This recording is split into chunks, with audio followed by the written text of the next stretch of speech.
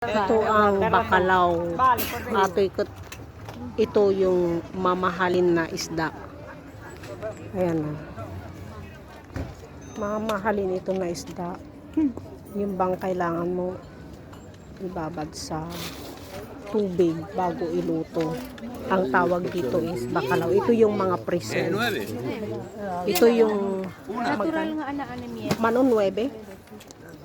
Yan, natural na, preserve na jay ulo ti baboy. Yan ang specialties nila.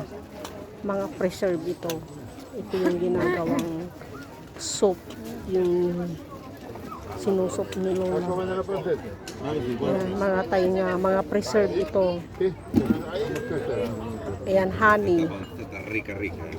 Ito yung mga preserve ham. Porco de portello. Yan ito.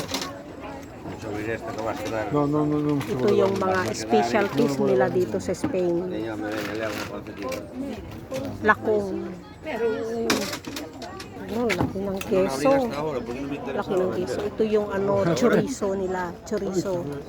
Pag sa atin is longganisa.